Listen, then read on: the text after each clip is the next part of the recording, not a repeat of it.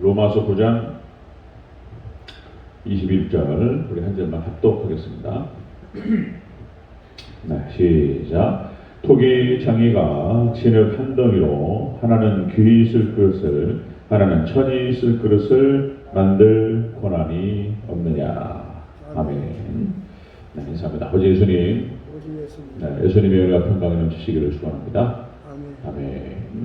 오늘 함께 읽으신 로마서 9장 21절 본문을 토대로 토기장이 비유 의미 제목으로 말씀 받겠습니다. 토기장이 비유 의미. 우리가 지난 시간에 하나님께 할 수 없는 것 세 가지 그랬죠. 하나님께 할 수 없는 것 세 가지. 하나님께 대적할 수 없고, 그리고 하나님께 반문해서도 안 되고, 그리고 세 번째 하나님께 따져서도 안 된다. 그런 말씀을 함께 나눴습니다. 이 토기장의 비유는 피조물인 우리와 그리고 주권자인 하나님과의 관계를 나타내주고 있습니다. 이 비유 자체가. 자, 이 비유는 이사야서와 에레미야서에서 이미 앞에 있는 선지자들이 사용했던 비유가 되겠습니다. 회개치 아니하면 너희가 회개치 아니하면 너희를 깨버리시리라. 예레미야가 이제 그런 비유를 해요.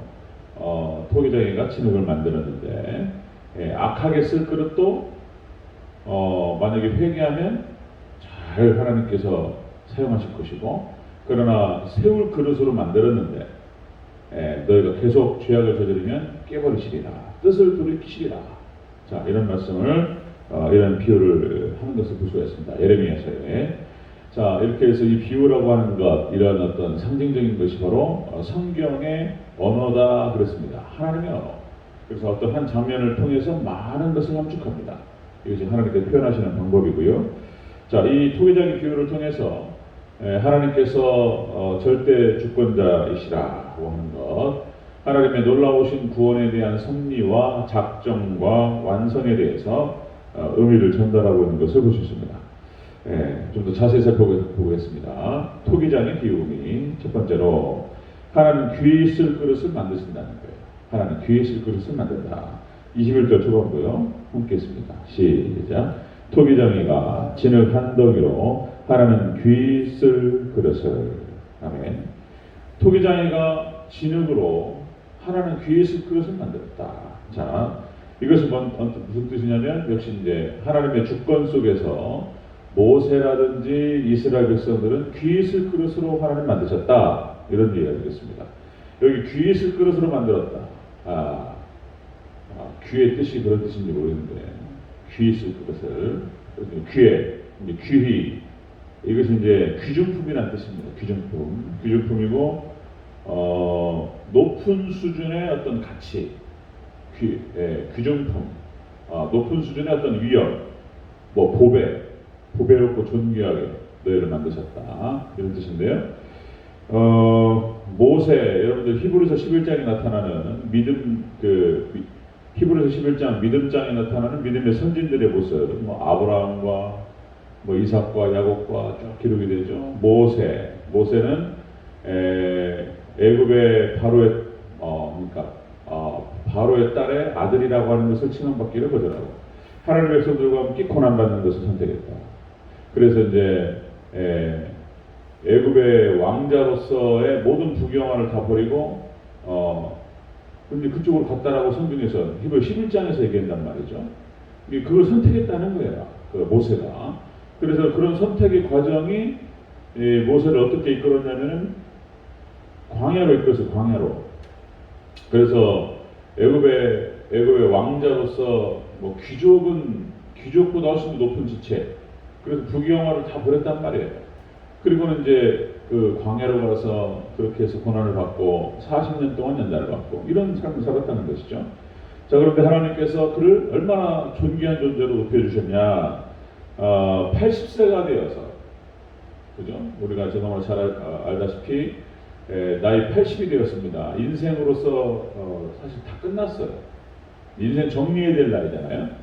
그 나이에 하나님께서 그를 부르셔서 높은 수준의 위엄과 가치로 그를 사용하셨습니다.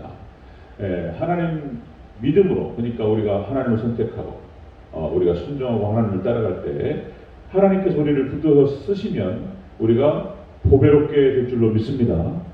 이제 그 얘기가 나오는 거예요. 자, 출애굽한 이스라엘 백성도 마찬가지입니다. 출애굽한 이스라엘 백성도 뭐 별거 아닌 거예요. 그런데 하나님께서 아브라함과 약속하셨고 그 조상들하고 약속을 하셨던 거예요. 아브라함과 이삭과 야곱에게 약속하셨고 하나님의 때가 되니까 그냥 지는 한 덩이에 불과한 이스라엘 백성들을 하나님께서 높이 들어 올리셨어요. 그들을 아주 귀한 그릇으로 사용하셨다. 이사야서 43장 1절에 이렇게 나오죠. 내가 너를 구속하였고 너를 지명하여 불렀나니 너는 내 것이다.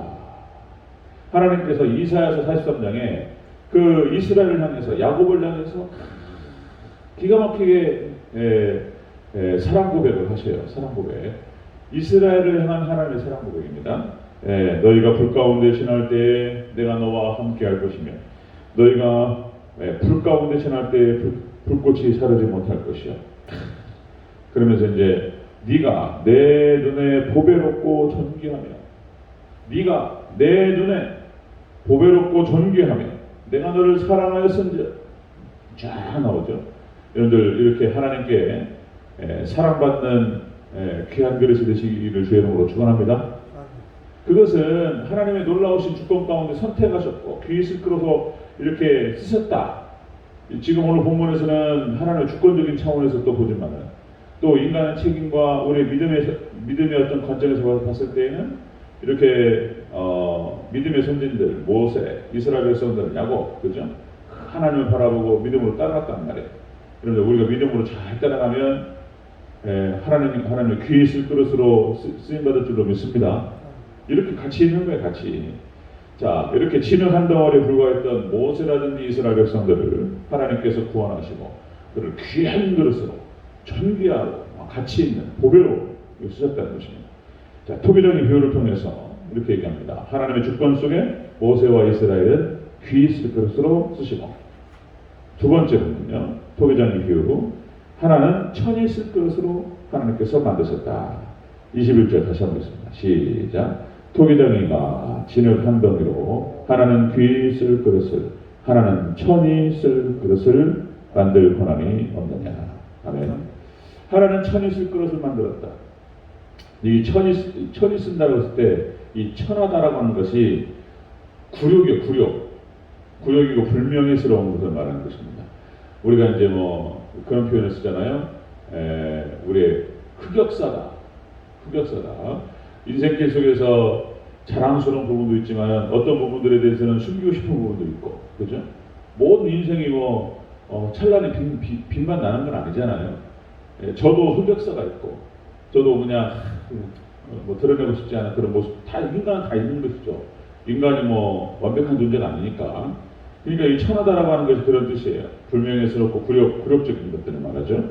자, 그러기 전에 이 애굽의 바로를 그런 굴욕적이고 불명예스럽게 하나님께 사용하셨는데, 애굽의 바로의 모습을 보면은 또 그런 거예요. 하나님께서 끊임없이 10번을 통해서 말씀하시고 돌이키기를 하나님께서 권유하셨어요.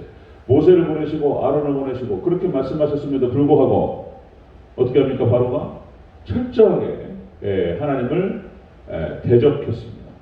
하나님 대적하고 반대하고 따져먹고 대항하고 악을 고집하고 이렇게 한 것이죠. 이렇게 죄를 고집하고 악을 고집하고 하나님께 대항하면 이렇게 천하게 되는 거예요. 천하게 되는 거예요. 그러니까 하나님의 주권적인 차원에서 봤을 때에는 그를 천한 그릇으로 사용했다 이렇게 볼 수 있는데, 또 인간의 책임적인 차원에서 봤을 때 바로의 모습은 그렇게 불신앙으로 하나님께 대적한 거예요. 그렇게 돼버린 거예요. 그냥. 자, 지난 시간에 우리가 봤죠. 바로를 세운 목적이 뭐냐 말이에요. 바로를 세운 이유가 하나님의 뜻을 드러내시고 하나님의 능력을 보이시고, 그리고 또 하나님의 이름을 온 땅에 전파되기 위해서 하나님 세우셨다. 또 하나님의 주권적인 차원에서 말씀을 하신다는 말이에요. 자, 잠언서 16장 4절에 이렇게 기록됩니다. 여호와께서 온갖 것을 그 쓰임에 적당하게 지으셨나니 악인도 악한 날에 적당하게 하셨느니라. 어떤 관점, 그러니까 하나님의 주권적인 차원과 이 관점이 어디서 바라보냐에 따라서 달라져요. 이게 하나님의 절대주권적인 어떤 관점과 차원에서 봤을 때 하나님 다 하신 것처럼 보이는데 거기에 보면 내용을 또 들여다보면 거기에 순종하는 백성, 불순종하는 백성이 있다는 것입니다. 이렇게 자 토기적인 비유의 의미 첫째는 자 하나님의 주권적인 차원에서 모세와 이스라엘 백성들은 귀하게 쓸 그릇을 그리고 두 번째 하나님의 주권적인 차원에서 애굽의 바로는 천이 쓸 그릇으로 만드셨다 이렇게 표현해요. 자, 세 번째는요, 토기장의 비유. 세 번째는 이런 만들 고난이 하나님께 있다. 이렇게 이제 딱 선포합니다. 다시 한번 말씀입니다. 21절. 시작. 토기장이가 진흙 한 더미로 하나는 귀 쓸 그릇을, 하나는 천이 쓸 그릇을 만들 고난이 없느냐. 아멘. 이런 놀라운 하나님의 섭리가 하나님의 주권에 있다는 것입니다. 하나님의 주권을 강력하게 선포하고 있죠. 그래서 9장, 로마서 9장의 주제는 하나님의 주권과 선택이다 그랬습니다. 하나님께 있다. 이 권한이라고 하는 말은 원어 뜻이 어떤 뭐 권한, 권력, 특권 뭐 이런 뜻이죠. 특권이 하나님께 있다. 하나님께서는 우주 만물을 창조하시고 운영하시는 하나님이시다. 그랬죠? 예. 우주 만물을 운영하시고 통치하십니다. 마치 토기장이가 진흙을 만들어서 우리가 그 진흙을 가져다가 그것으로 화려한 꽃병을 만들든지 아니면 무슨 요강을 만들든지 마음대로 만드는 것이죠. 이렇게 주권을 강조하고 있는데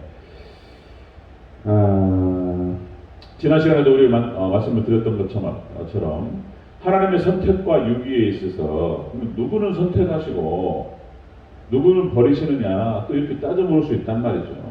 다시 말씀드리면 하나님께서는 사람을 천하게 창조하신 적이 없어요. 하나님은 단 한 번도 하나님께서는 모든 사람을 하나님의 형상으로 귀하게 창조하신 줄로 믿습니다.